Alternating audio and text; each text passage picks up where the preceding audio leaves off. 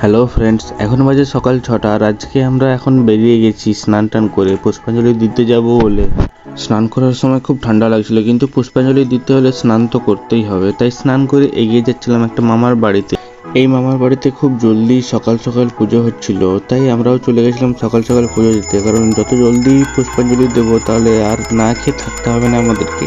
আমরা যখন সেখানে পৌঁছাই তখন পুজো অলরেডি শুরু হয়ে গেছিল।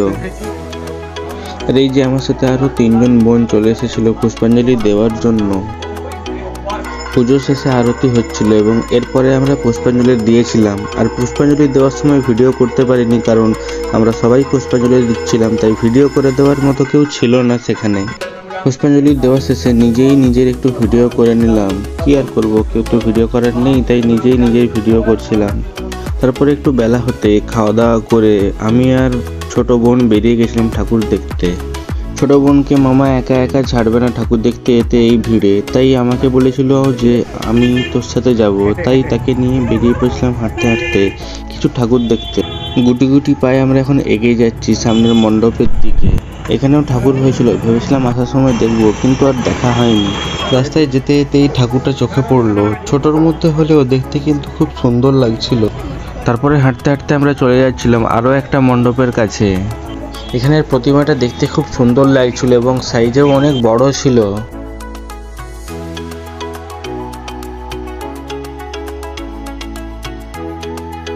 তারপরে ওখানে আমরা ঠাকুর প্রণাম করে এগিয়ে যাচ্ছিলাম একটা স্কুলের দিকে। তো হাঁটতে হাঁটতে তারপরে আমরা চলে গেছিলাম অলিগঞ্জ আরআরবি গার্লস স্কুলের দিকে। সেখান থেকে আমরা ভেতরে প্রবেশ করে চলে এসেছিলাম প্রতিমা দর্শন করতে। আমাদের মতো অনেকেই চলে এসেছিল হেঁটে হেঁটে ঠাকুর দেখতে। এই স্কুলেই আমার মা আর আমার ছোট মাসিমণি পড়াশোনা করেছে। তারপরে সেখান থেকে বেরিয়ে যে আমরা রাস্তা দিয়ে হেঁটে যাচ্ছিলাম আরও বাকি স্কুলগুলো ঠাকুর দেখার জন্য। তারপরে আমরা পৌঁছে গেছিলাম বিদ্যাসাগর বিদ্যাপীঠ বালিকা বিদ্যালয়ে। আগের স্কুলটার তুলনায় এখানে অনেক বেশি ছেলেমেয়ে এসেছিল পুজো দেখার জন্য। আর এই স্টেজের ওখানে ঠাকুর ছিল এবং ওখানেই পুজো হচ্ছিল, কিন্তু অনেক ভিড় থাকার কারণে ঠাকুরটা ঠিকমতো দেখা গেল না দূর থেকে। আর এই স্কুলেই আমার 2 বোন পড়াশোনা করেছে। তারপরে সেখান থেকে আমরা চলে গেছিলাম ছোট ছোট বাচ্চাদের হাতে আঁকা ছবির চিত্র প্রদর্শনী দেখতে। ছবিগুলো দেখতে খুবই সুন্দর লাগছিল এবং মনেই হচ্ছিল না যেগুলো আঁকা ছবি, মনে হচ্ছিল একদম অরিজিনাল। তারপরে সেখান থেকে বেরিয়ে আমি আর বোন চলে গেছিলাম বিদ্যাসাগর বিদ্যাপীঠ বয়েজ স্কুলে। গেটের ভিতরে ঢুকেই বাঁদিকে দেখতে পেলাম যেখানে চিত্র প্রদর্শনী হচ্ছিল, কিন্তু আমরা আগে চলে গেছিলাম মণ্ডপের কাছে মায়ের আশীর্বাদ নিতে। আর মজার ব্যাপার হলো যে প্রতিটা মণ্ডপেই সেলফির জায়গায় আমি সেলফি ভিডিও করে নিচ্ছিলাম।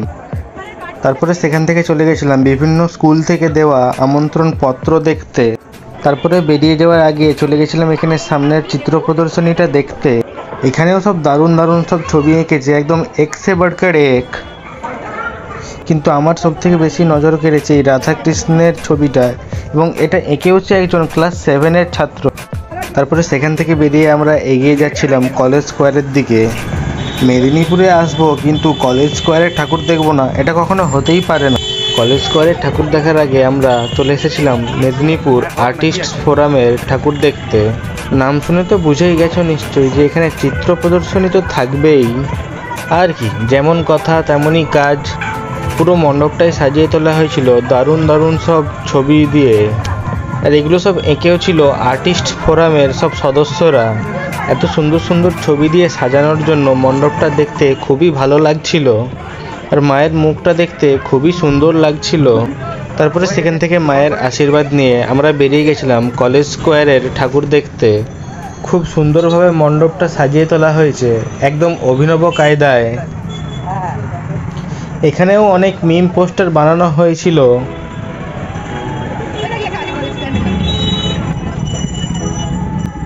তারপরে সেখান থেকে এগিয়ে এসে আমরা চলে গেছিলাম অবসর ক্লাবের ঠাকুর দেখতে। এই চত্বরের মধ্যে এটাই সবথেকে বড় প্যান্ডেল ছিল এবং এটাই সবথেকে বড় প্রতিমাও ছিল। প্যান্ডেলটা খুবই সুন্দরভাবে সাজানো হয়েছিল, দেখতে খুবই ভালো লাগছিল দূর থেকে। আর মায়ের মূর্তিটাও দেখতে খুবই বড় ছিল এবং খুবই সুন্দর লাগছিল, খুব সুন্দরভাবেই সাজানো হয়েছিল প্রতিমাটি। আর সবাই প্রতিমার সামনে, মণ্ডপের সামনে ছবি তুলতে, সেলফি তুলতে ব্যস্ত ছিল। আর আমিও মণ্ডপের সামনে একটু সেলফি ভিডিও করে নিলাম। তারপরে এগিয়ে যাচ্ছিলাম পরবর্তী মণ্ডপের দিকে। আর ঠিক ডান দিকেই একটা ঠাকুর হয়েছিল। আর আশেপাশে কিছু কিছু খাবারের স্টলও বসেছিল, ফুলের দোকানও বসেছিল। ওইসব দেখতে দেখতেই আমরা এগিয়ে যাচ্ছিলাম সামনের দিকে। সামনের দিকে আবার মিষ্টির দোকানও বসেছিল। এখানে আবার গরম গরম জিলিপিও পাওয়া যাচ্ছিল। তারপরে এই পাশের এই ছোট্ট প্রতিমাটাও দেখতে খুবই সুন্দর লাগছিল, একদম দারুণ লাগছিল। তারপরে রাস্তার ভিড় কাটিয়ে আমরা চলে যাচ্ছিলাম আরও একটা প্যান্ডেলের দিকে। আর এখানের এই প্যান্ডেলের ডেকোরেশনটা দেখেই আমার মনটা একদম ভরে গেছিল। প্রতিমাটা দেখতে যেমন সুন্দর ছিল, তার সাথে পুরো ডেকোরেশনটাও একদম মারাত্মক ছিল, খুবই ভালো লেগেছিল আমার। আর তারপরে আমার এই ডান দিকে মায়ের প্রতিমাটা তৈরি করা হয়েছিল একটা থিমের বেসিসে। মায়ের পিছন দিকে ভারতের ম্যাপটাকে তুলে ধরা হয়েছিল। আর তার সাথেই সামনে একজন ভারতের জাতীয় পতাকা নিয়ে দাঁড়িয়েছিল এবং তার সাথেই ব্যাকগ্রাউন্ডে অনেক পুরনো ঐতিহাসিক ছবি দিয়ে ডেকোরেশন করা হয়েছিল। তারপরে তার পাশেই চলে গেছিলাম আরও একটা মণ্ডপে ঠাকুর দেখতে। প্যান্ডেলটা খুবই সুন্দরভাবে তৈরি করা হয়েছিল, ডেকোরেশন একদম খুব সুন্দর, দেখতে খুবই ভালো লাগছিল। আর এখানে অনেকেই মায়ের সাথে সেলফি তোলায় ব্যস্ত ছিল। তারপরে রবি ঠাকুরকে দেখতে দেখতে আরও একটা মণ্ডপে চলে গেছিলাম ঠাকুর দেখতে। এখানেও অনেক মিম পোস্টার বানানো হয়েছিল। ছবিগুলো দেখে আর লেখাগুলো পড়ে খুবই হাসি পাচ্ছিল। তারপরে সেখান থেকে মেদিনীপুর প্রেস ক্লাবের চিত্র প্রদর্শনী দেখতে চলে গেছিলাম। এখানে কোনো হাতে আঁকা ছবি ছিল না, একদম সব ফটোগ্রাফি ছিল, রিয়েল ফটোগ্রাফি। এখানেও ছবি দেখতে দেখতে অনেকক্ষণ সময় কাটালাম। তারপরে সেখান থেকে বেরিয়ে চলে গেছিলাম মেদিনীপুর অটোনোমাস কলেজে, মানে যেটা ডে কলেজ নামে পরিচিত। এখানে অনেক ভিড় হয়েছিল, 8 থেকে 80 এখানে সবাই এসেছিল ঠাকুর দেখতে। তাই আমরাও ভিড় ঠেলতে ঠেলতে এগিয়ে যাচ্ছিলাম সামনের দিকে প্রতিমা দর্শন করার জন্য। প্রচুর ভিড় ছিল সামনে, একদম মণ্ডপের কাছে যেতে পারিনি, তাই দূর থেকেই জুম করে ঠাকুরটা দেখানোর চেষ্টা করলাম। তারপরে সেখান থেকে মায়ের আশীর্বাদ নিয়ে আবার বেরিয়ে পড়েছিলাম রাস্তায় অন্য ঠাকুর দেখার জন্য।